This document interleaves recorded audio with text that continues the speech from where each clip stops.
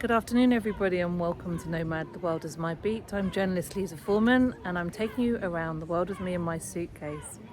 So a year ago, I stood here at the Cannes Film Festival outside the Agnes Varda pop-up theatre and announced that I'd be launching a weekly YouTube show following my exploits as a journalist around the world. I didn't know what that would look like. I'm a print journalist. I didn't have an editor. I had no idea what I was doing.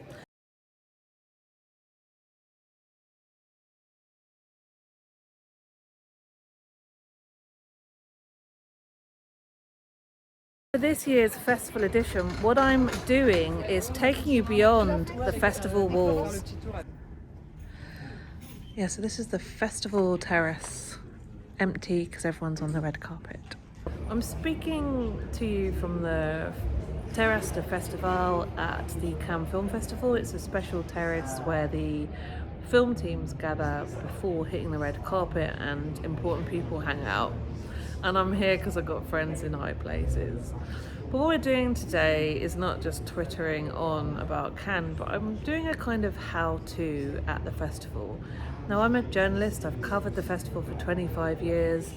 I've had to learn myself and as part of a journalist team how to get by here. And there's all sorts of things I think you need to know. One, organisation. I'm amazed at how many people leave reserving their apartments until a month or a day or a week before the festival. We do our apartments a year before, and we have long-term relationships with agencies and we stick with them and we get it done. Two, a lot of people got rejected this year for their accreditations, so you might want to see if you can get some feedback from the festival office on why that is. I would try and create some relationships within the festival, or at least ask the question, what went wrong? Three, I spent a couple of hours today at the beach, and I think what's very important is within an overwhelming festival like this to, if you can, and not everyone can, find a way to have some time out and reconnect to yourself. I'm a water babe, I did that. Four, look out for the people around you. I've got a house full this year of young filmmakers and I've done my best to connect them. And the only reason I'm standing here on the Festival de Terrace is because somebody was kind enough to connect me. So we're still here at the Terrace de Festivals, which is kind of the insider hub of the festival. Over there you can see what is apparently, I believe, the world's most expensive sailing ship, the longest sailing ship. French, built by, if I'm not mistaken, the Louis Vuitton group and run by Accor, or with Accor. I haven't looked it up yet, but the reason I know that much is because not only do I come here and network as a journalist at the festival, but I've got some local buddies, and swimming together on the beach yesterday, my group of 80-year-old friends filled me in on that. What's that? A purple Medusa has arrived. To think that I just swam in the sea with this. Oh my god, it's awful. It's horrible. Follow the rules. I once tried to go up the red carpet with a pair of sneakers. The only person I've ever seen do that is Spike Lee. You know, you are supposed to get dressed up properly. I tried to take a roommate this year to opening night. I managed to snag tickets last minute. He didn't have an outfit, he couldn't come. I took an old lady. And actually, I think it's important to include local people. I'm glad I took a local old lady up the carpet who wouldn't have a chance to get in, whereas a film producer or actor will probably find another opportunity another year. Bonsoir et bienvenue.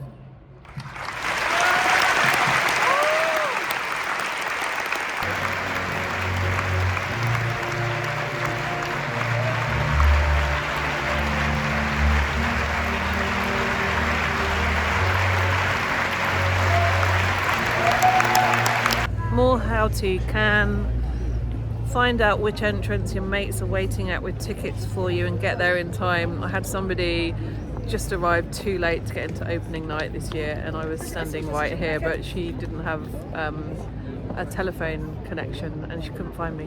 I actually had a suitcase stolen this year on the train to Cannes.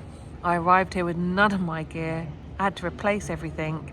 A lot of the pieces were irreplaceable. but try and keep a clear head. I obviously wasn't clearly thinking ahead of coming down here. I didn't realise that stuff goes missing on French trains. Never had a suitcase stolen. Not a great experience. Everyone I know here's had something similar happen. A friend's lost 120 euros. Somebody's dealing with their phone being broken because somebody else dropped it. So yeah, take care. So this is a super long film festival. It lasts like 12 days. And as a reporter for the daily paper, I get in way early. I've been here since the 8th of May. It's now the 19th. So yeah, when you look at this week's edition, what I did was leave for 36 hours and go check out what's going on beyond the Croisette. Didn't miss much. The sales companies that sell films here in the Palais beneath the red carpet have left, most of them, but there is so much still going on. We're actually at the halfway point with the last 5 days to go. Continuing with the topic of how to do Cannes, this is the press area. We're in the Palais de Festival. It's the hub of activity here. This is the inner sanctum. It's beyond the red carpet. It's where companies buy and sell films. It's where the press go to press conferences, and that's an area where you can always find journalists hanging out in front of the press centre. How to Cannes continues with the idea of finding the right team. I've worked with every film trade team in Cannes apart from Screen International. I by far love the most working with Film Francais. That's my team at the Cannes Market News, and I've been with them 15 years. And things take time. I mean, I've covered the festival 25 years. This is the first time I've set foot inside the Terrace de Festivals. It's been great up here, really friendly group of people, great to watch the teams coming and going. And just a special thing to achieve quietly after a long time is to have some doors open for you by kind-hearted people. And there are great kind-hearted people at the root of the festival. The next How to Cannes. If you can, get in a day early or 2 days early and pick up your badge before the crowds get here. The crowd was just the crowd, it was just around the block. I was lucky to be able to get in there as I work for the official daily. So the How to Cannes series continues this morning with a little geography lesson. I've actually just walked along the side of a motorway. There was a pavement, I wasn't dodging traffic. It was a bit hairy, but I did that in order to shortcut to the farmers market today. This is the old Marché Fourville. They're restoring half of it. They're building a roof garden, and from what I read, the current mayor of Cannes, David Lisnard's family, I believe, built this, and he's committed to giving French markets another life. So it's not only a geography lesson, but it's a reminder to find your local suppliers. So I love the people at the market. It fills me with joy. It's my first stop when I get to Cannes. But I'm heading in here actually to get Vietnamese food. So I'm dairy and gluten-free. I find French food really hard to eat. Love seafood that you can get down there at Astor and Brun. But otherwise, I've come to rely quite a lot on a lovely Vietnamese family. I'm in a tiny park out near the Plage Midi, and it's just past the old port. And although you do see people coming and going with badges, it's out of the festival bedlam. So I love this little park, and also not only because it's peaceful, but actually despite the fact that the Mayor of Cannes has done a huge amount to renovate the city, what none of them seem to be working on is foliage. It's boiling hot in Cannes. You need as much greenery as possible. It's really hard to find. You have to come down one end of the Croisette or the other. So in terms of how to the festival, I think it's not just about getting an accreditation, where to stay, how to get into festivals, parties rather, or screenings, but where do you find a space to just get away from it all and recover? And I suppose another thing about how to do Cannes is that I plan a huge amount in advance.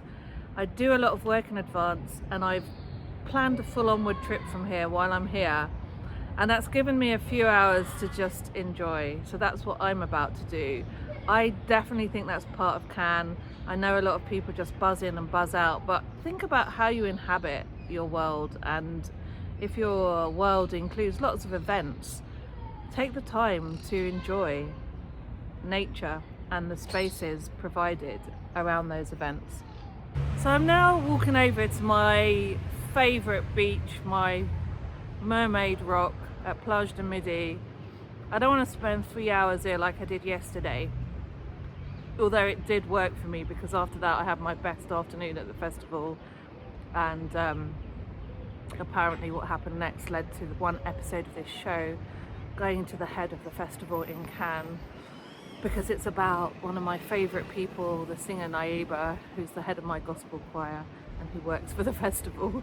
So once her colleagues found out we'd done an episode on her in this show, they started forwarding it to Thierry Frémaux and Mrs. Knobloch. So I've been here 15 days, did a lot of work in advance. That allowed me to have a couple of afternoons at the beach with my local 80-year-old swimming buddies. It enabled me, or allowed me, to take a day to cycle along the coast, which you can see in another episode, Beyond the Croisette. And it's allowing me today, even though I still have a few things to do, to come out here to my favourite beach, which is a bit of a hike. A lot of us were sitting here doing our taxes in the middle of the Cannes Film Festival yesterday. Doesn't feel good. Another how-to can clear the decks of all the nonsense in back home, so you can just enjoy it. Alright, my beach is in sight. Et voila! So here is where the dudes, some local teenagers, like to come and play whatever that is, handball. And beyond that, that first pier is my favourite place to swim. So there is one last day to go here in Cannes. It's Saturday morning, the 23rd of May, but I'm out of here.